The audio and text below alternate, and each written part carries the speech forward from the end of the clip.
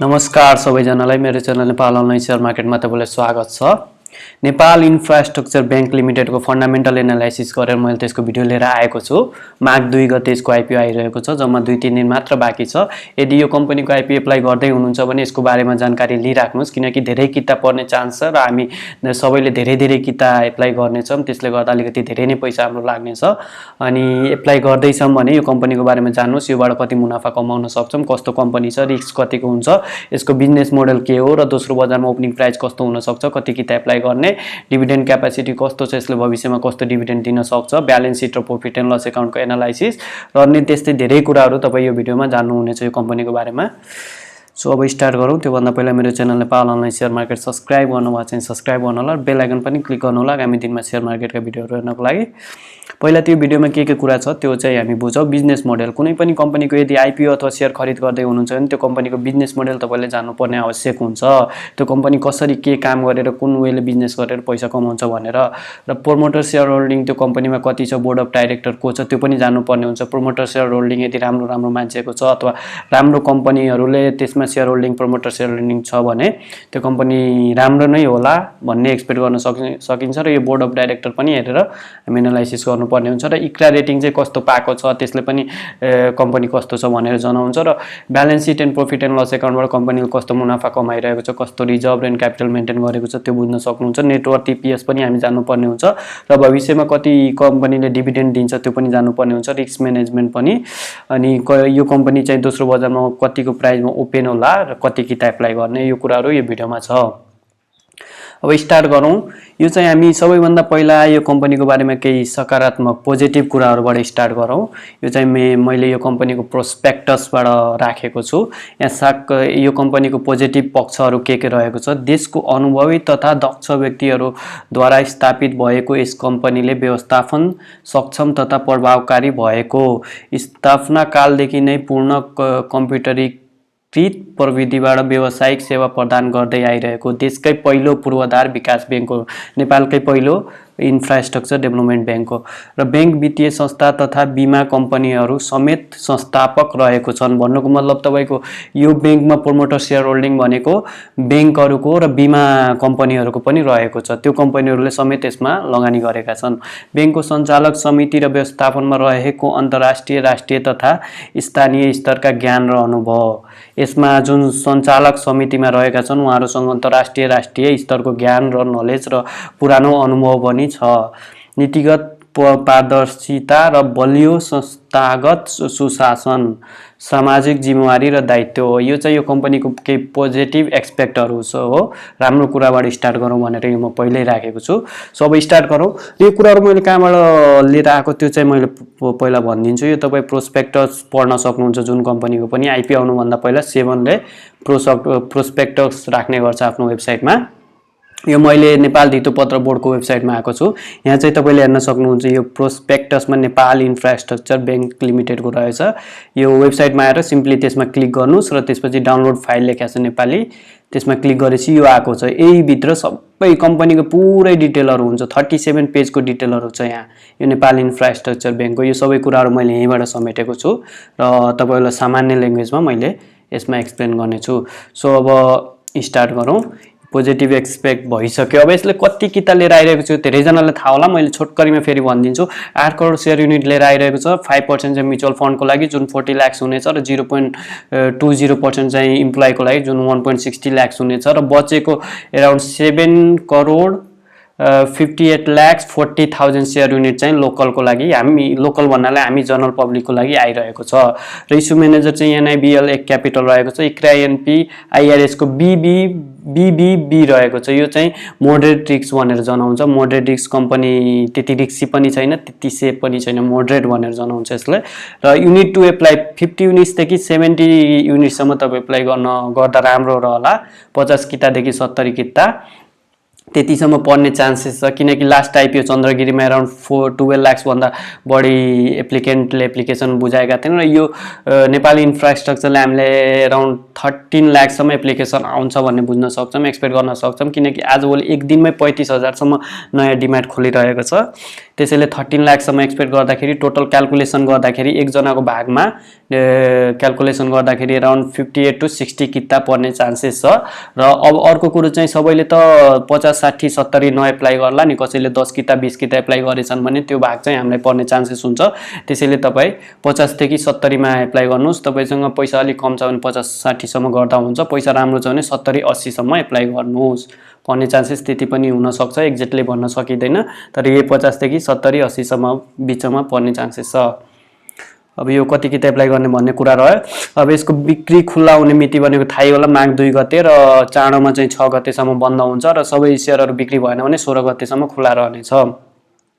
यहाँ मितिहरू हेर्न सक्नुहुन्छ। र यसको प्रति सेयर नेटवर्थ पर सेयर चाहिँ हेर्नुपर्ने हुन्छ, किनकि यसैले ओपनिङ प्राइस चाहिँ निर्धारण हुन्छ। यहाँ हेर्न सक्नुहुन्छ अहिलेको यो आर्थिक वर्ष अहिलेको 75 76 र यो अहिलेको यो 113.662 रहेको छ अहिलेको यसको नेटवर्थ।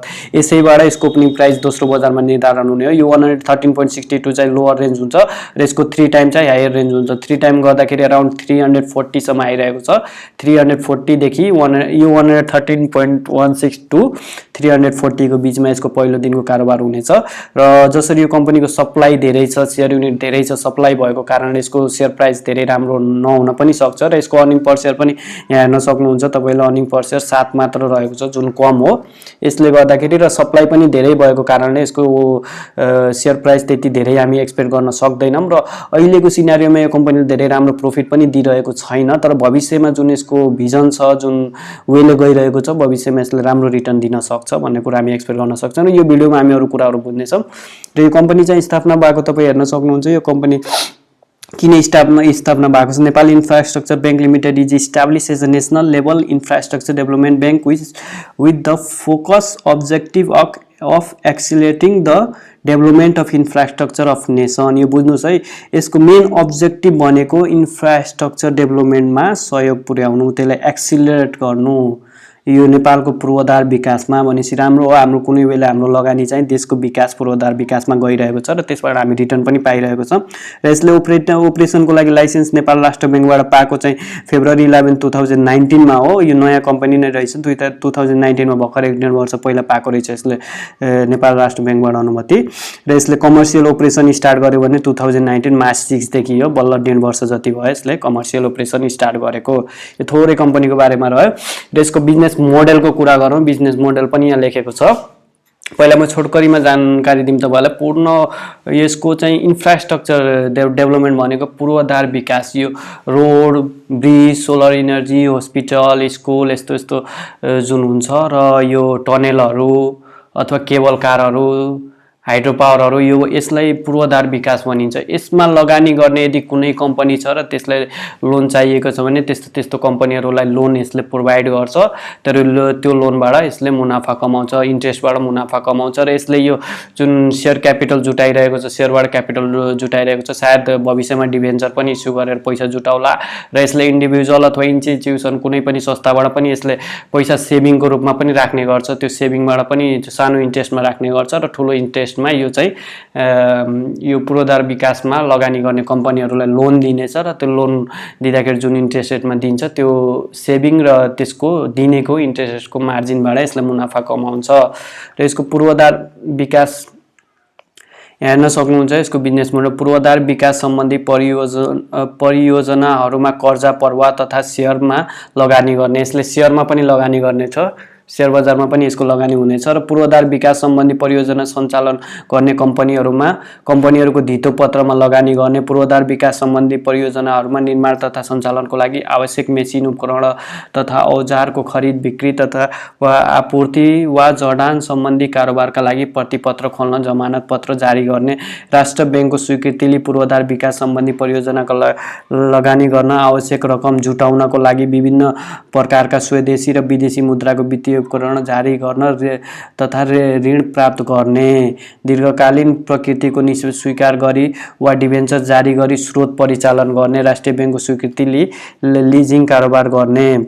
यस्तै यो कुराहरू रहेको छ यसको बिजनेस मोडल। यसरी नै यसले पैसा कमाइरहेको छ र यो अरू बैंक भन्दा कसरी फरक छ भन्दाखेरि यो बैंकले सानो यो रिटेल लोनहरू हुन्छ, यो घरतिरको सानो सानो बिजनेस अथवा यो घर बनाउने यस्तो लोन चाहिँ यसले दिँदैन। यसले पूर्वाधार विकासमा लगानी गर्ने कम्पनीलाई मात्र लोन दिन्छ र ठुलो ठुलो लोन दिन्छ, सानो लोन दिँदैन। त्यो लोनको टाइम पिरियड पनि 5 to 10 इयर मिनिमम हुनुपर्छ। ठुल्ठुलो लोनहरू दिन्छ र यसले डिपोजिट पनि इन्डिभिजुअलबाट पनि डिपोजिट यसले गर्छ, तर सानोमा 1 करोड रुपियाँ हुनुपर्छ डिपोजिट गर्नलाई। र यस्तै यसको बिजनेस मोडल छ। यो भनेको अलिकति डिफ्रेन्ट छ, यो हाम्रो कमर्सियल र डेभलपमेन्ट बैंक भन्दा अलिकति डिफ्रेन्ट छ। जसरी एनआरएन छ नेपाल इन्फ्रास्ट्रक्चर, त्यसले त्यो चाहिँ इन्भेस्टिङ कम्पनी हो, त्यो चाहिँ हाइड्रो पावर अनि यस्तै इन्फ्रास्ट्रक्चरमा त्यसले पनि लगानी गर्छ। तर त्यो इन्भेस्ट गर्छ, इन्भेस्ट गरेपछि जति मुनाफा हुन्छ त्यो अनुसारको त्यसले मुनाफा पाउँछ। तर यो चाहिँ इन्भेस्ट गर्ने कम्पनी भन्दा नि यो चाहिँ लोन दिने कम्पनी हो। त्यो इन्फ्रास्ट्रक्चर डेभलपमेन्टमा जुन जुन कम्पनीले पैसा लगाइरहेको हुन्छ त्यसलाई, त्यो कम्पनीहरूलाई यो कम्पनीले लोन दिन्छ। लोन बापत जुन इन्ट्रेस्ट हुन्छ यो चाहिँ कम्पनीको मुनाफा हुन्छ। यो चाहिँ यो कम्पनीको बिजनेस मोडल रह्यो। र अब यसमा सञ्चालक समितिमा 7 जना हुन्छन्। संस्थापक शेयर धनीहरूबाट मनोनित 1 जना चाहिँ नेपाल सरकारको मनोनित 1 जना हुन्छ र समेत जम्मा 4 जना। र यो सर्वसाधारणहरूबाट 2 जना हुन्छ भने यो स्वतन्त्र सञ्चालक 1 जना हुन्छ। जम्मा 7 जना सञ्चालक समितिमा यसको हुनेछन् र अधिकृत पुँजी यसको 40 अर्ब रहनेछ। 40 करोड किता बराबरको। जारी पुँजी चाहिँ यसको 20 अर्ब र यसको चुक्ता पुँजी चाहिँ यसको 20 अर्ब हुनेछ, जुन 12 अर्ब अहिले छ र 8 अर्ब चाहिँ यो आइपिओ इस्यु भइसकेपछि यसको पनि चुक्ता पुँजी 20 अर्ब हुनेछ। कम्पनीको चुक्ता पुँजीको कुरा रह्यो। प्रोमोटर सेयर होल्डिङ यहाँ हेर्न सक्नुहुन्छ। संस्थापक शेयर धनीहरू यो पनि प्रोमोटर सेयर होल्डिङ, यो चाहिँ कम्पनीहरूले जुन लगानी गर्छ यो 12 अर्ब रहेको छ, 60% रहेको छ। 60% यो संस्थापक शेयर धनीहरूको अनरसिप रहेको छ कम्पनीमा भने सर्वसाधारणको 40% रहेको छ। हाम्रो चाहिँ 40% हुनेछ। यो चाहिँ 8 अर्ब बराबरको। र प्रोमोटर सेयर होल्डिङ धेरै हुनु भनेको पनि राम्रो हो, किनकि प्रोमोटर सेयर होल्डरहरू लाइक अब कुनै बैंक हुन सक्छ, प्रभु बैंक, ग्लोबल आइएमए अथवा कुनै राम्रो बिजनेस गर्ने मान्छेहरू, ठुला मान्छेहरू हुन्छन्, तिनीहरूले राम्रो एनालाइसिस गरेर मात्र यो कम्पनीहरुमा लगानी गरेको हुन्छ र जति प्रोमोटर सेयर होल्डिङ सेयर राम्रो धेरै छ त्यति नै राम्रो हुन्छ। यहाँ सर्वसाधारणले पनि 40% पाएको छ, अलि धेरै पाएको छ, त्यसैले सेयर युनिट पनि धेरै आइरहेको छ।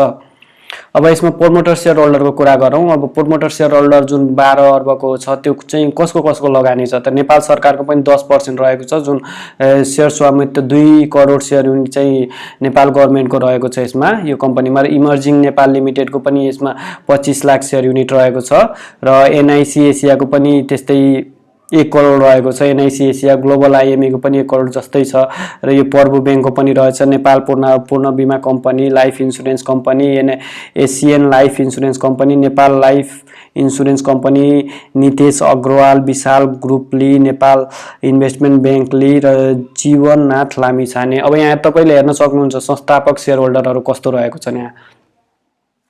यहाँ चाहिँ यो संस्थापकहरू हुन् उहाँहरू, तर प्रोमोटर सेयर होल्डिङ चाहिँ कस्तो रहेको चाहिँ हेर्न सक्नुहुन्छ तपाईँ।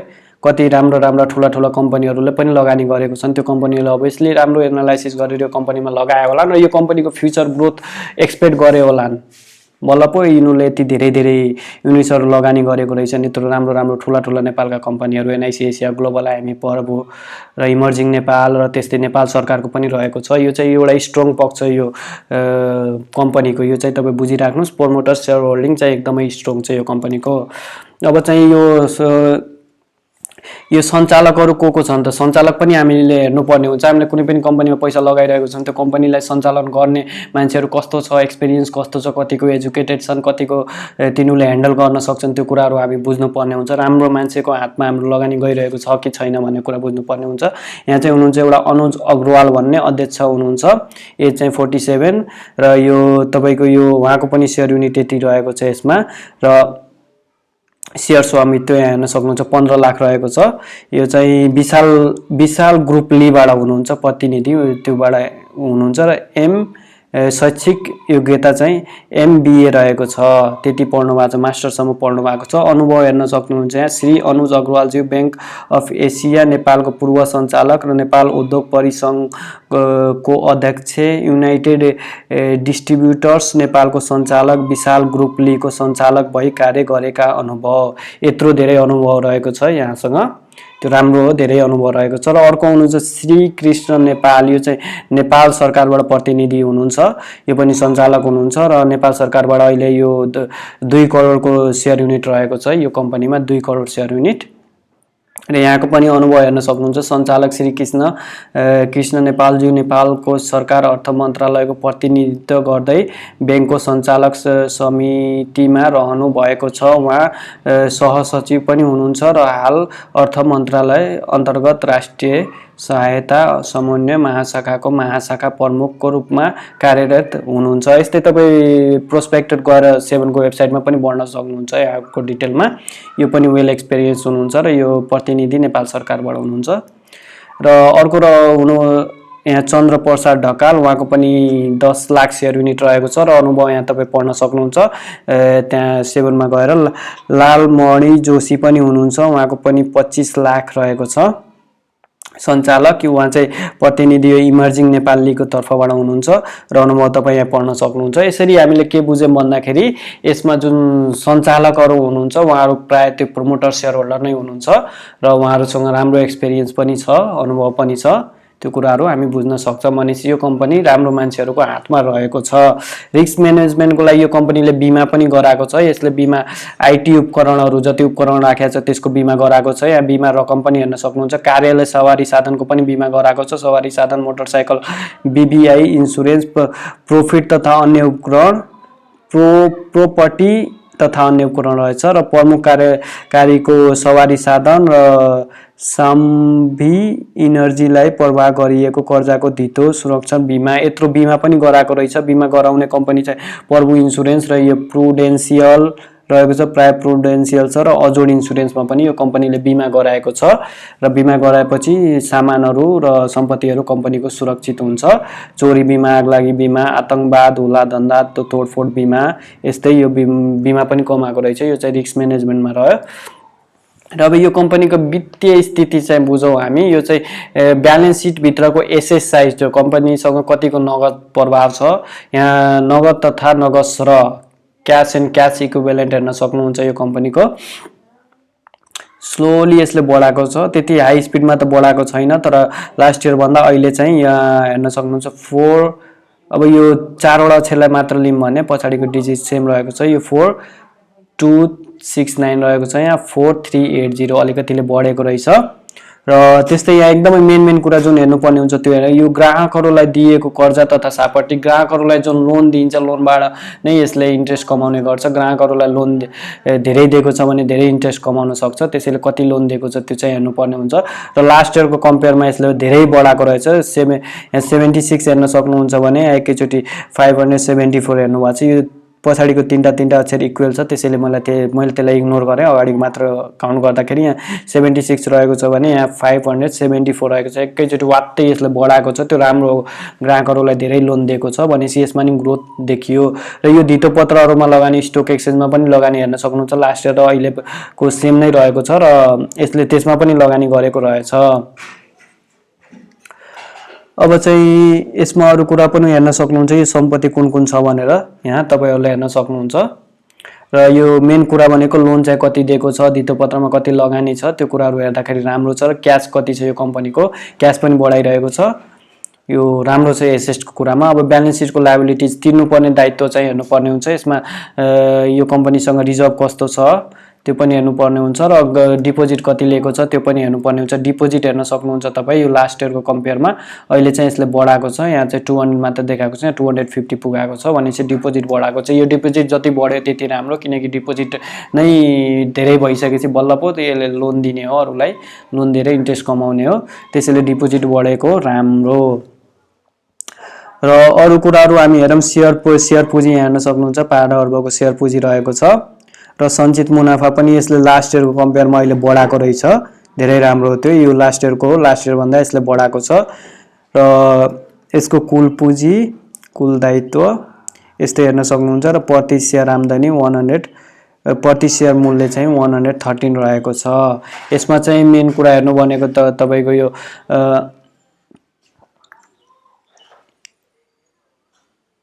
यसमा सापट्टी चाहिँ कति दिएको छ, यसमा एउटा कुरा अझै हेर्नुपर्ने, सापट्टी यो कम्पनीले कति लिएको छ त्यो हेर्नुपर्ने हुन्छ। यो कम्पनीसँग कुनै पनि लोन छैन, हेर्नुहोस् डेब्ट छैन, खाली छ।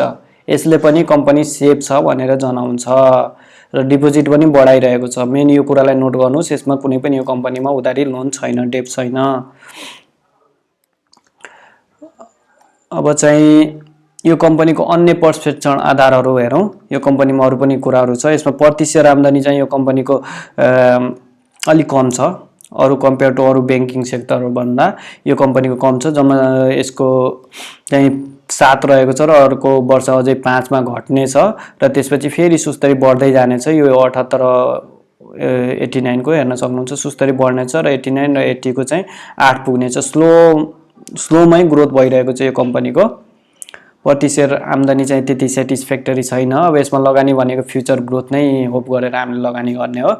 र प्रति सेयर नेटवर्थ भनेको अहिले चाहिँ 113 रहेको छ। अब कतिले भन्नुहुन्छ सेयरमा किन यो कम्पनीले राम्रो मुनाफा कमाइरहेको छैन, किन लगानी? यहाँ तपाईँ नेटवर्थ पर सेयर भनेको कुरा बुझ्नुहोस् है। यसमा के भनेको 100 रुपैयाँमा तपाईँले 113 रुपैयाँको सामान पाइराख्नु भएको छ। अब यसको एउटा सेयरको वास्तविक भ्यालु भनेको 113 रुपैयाँ छ। हामीलाई यो कम्पनीले 100 रुपैयाँमा दिइरहेको छ भनेपछि 13 रुपैयाँ त हामी यतिकै एउटा सेयरमा 13 रुपैयाँ प्रफिट हामी देखिरहेछौँ। नेटवर्थ पर सेयर पोजिटिभमा रहेको छ र 113 छ भनेपछि यो कम्पनीको पर सेयरको भ्यालु 113 हो र हामी 100 रुपैयाँमै पाइरहेको छौँ भनेपछि किन एप्लाई नगर्ने, त्यो कुरो आयो। फ्युचरमा यो कम्पनीको ओभियसली ग्रोथ होला, किनकि यत्रो राम्रो राम्रो प्रमोटर सेयर होल्डिङ पनि रहेको छन्, केही त फ्युचर ग्रोथ देखे होला नि, त्यसैले पो लगानी गरेको छन्। त्यो कुराहरू हामीले बुझ्नुपर्ने हुन्छ। र नेटवर्थ पनि यसले सुस्तरी बढाएको छ र यसमा अलिकति घटेको छ, फेरि यता बढाइरहेको छ। र यो पुँजीको प्रतिफल यो भनेको रिटर्न अन क्यापिटल हो, यो पनि ठिकै बढाइरहेको छ, 6 सम्म पुगाएको छ। र सम्पत्तिमा प्रतिफल रिटर्न अन एसेट भनेको यो पनि लास्ट इयरको कम्पेयरमा अहिले 6 मा पुगाएको छ, अलिकति बढाएको छ। र लाभांश र बोनस सेयर, अब डिभिडेन्ड कति दिने त डिभिडेन्डको क्यापेसिटी हेर्न सक्नुहुन्छ, यही लेखिएको रहेछ लाभांश एन्ड बोनस सेयर। र लाभांश यो चाहिँ नेक्स्ट इयरदेखि लाभांश दिइरहेको छ। नेक्स्ट इयर तपाईँलाई 8% यसले बोनस दिने भन्ने कुरा आएको छ। यो चाहिँ ग्यारेन्टी चाहिँ होइन, तर एउटा अनुमान गरिएको हो। नेक्स्ट इयर चाहिँ यसले 8% बोनस दिनेछ र त्यसको नेक्स्ट इयर चाहिँ यसले 6% दिनेछ र त्यसको अर्को नेक्स्ट इयर चाहिँ 79 र 80 मा फेरि 6% दिनेछ। यसरी नेक्स्ट इयरदेखि यसले 8%, 6%, 6% गरेर बोनस दिँदै जानेछ। यो कुराहरू तपाईले बुझ्नुभयो। अब अरूमा जाउँ। अब यहाँ चाहिँ हामीबाट उठाएको अहिले पैसा जुन उठिरहेको छ 8 अर्ब पैसा उठिरहेको छ यो हाम्रो आइपिओबाट अहिले आइसकेपछि, त्यो पैसा चाहिँ यसले के गर्छ त कर्जा तथा सापटमा यसले 4 अर्ब 32 करोड दिनेछ भने अन्य क्षेत्रमा लगानी चाहिँ यसले 3 अर्ब 68 करोड चाहिँ अन्य क्षेत्रमा लगानी गर्नेछ। भनेपछि पुरै पैसाहरू लगानी गरिरहेको छ, लगानी गरेपछि अभियसली राम्रो रिटर्न आउँछ। कर्जा तथा सापटमा यति दिइरहेको छ, योबाट इन्ट्रेस्ट राम्रै कमाउनेछ कम्पनीले, त्यो कुरा बुझ्न सकिन्छ।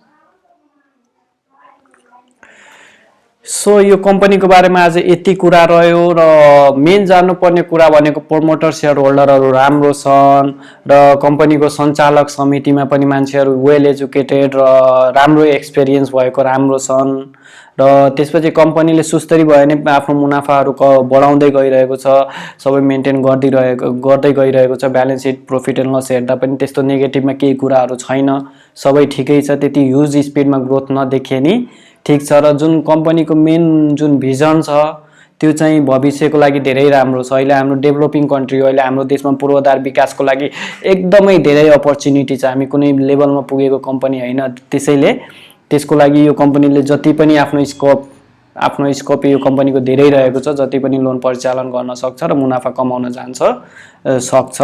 र यो कम्पनीको अहिले रिसेन्टमा त्यति राम्रो रिटर्न नभए नि भविष्यमा चाहिँ यो कम्पनीबाट राम्रो रिटर्न हुन सक्नेछ। त्यसैले सबैले यसको आइपिओ एप्लाई गर्दा हुन्छ। 50 देखि 70 युनिटको बिचमा तपाईहरुले एप्लाई गर्दा हुन्छ, कन्फ्युज हुनु पर्दैन। तपाईले 113 रुपैयाँको सामान चाहिँ 100 रुपैयाँमा पाउनु भइराछ, त्यो चाहिँ कुरा बुझ्नुस्। र कम्पनीको फन्डामेन्टल हेर्दाखेरि कम्पनी स्ट्रङ नै छ, गभर्नमेन्टको लगानी छ यो कम्पनीमा, भनेपछि कहीँ पनि त्यस्तो विक कुराहरू यो कम्पनीमा देखिएको छैन। र 113 रुपैयाँको सामान 100 रुपैयाँमा पायो भने किन नकिन्नु। त्यसैले सबैले एप्लाई गर्दा हुन्छ यो कम्पनीको आइपिओ। अब कतिले बैंक डिम्याट एकाउन्ट पनि खोल्नु भएको छैन भने म छोटकरीमा भनिदिन्छु कसरी डिम्याट एकाउन्ट खोल्ने। तपाईको कमर्सियल बैंकमा बैंक एकाउन्ट छ भने राम्रो, र त्यो बैंक एकाउन्ट भइसकेपछि त्यसमा गएर डिम्याट एकाउन्टको फर्म भर्नु। यो डिम्याट एकाउन्ट भनेको सेयर बाइ गर्दाखेरि आउँछ र सेल गर्दाखेरि निस्किन्छ, त्यो ठाउँलाई डिम्याट एकाउन्ट भनिन्छ बैंक एकाउन्ट जस्तै।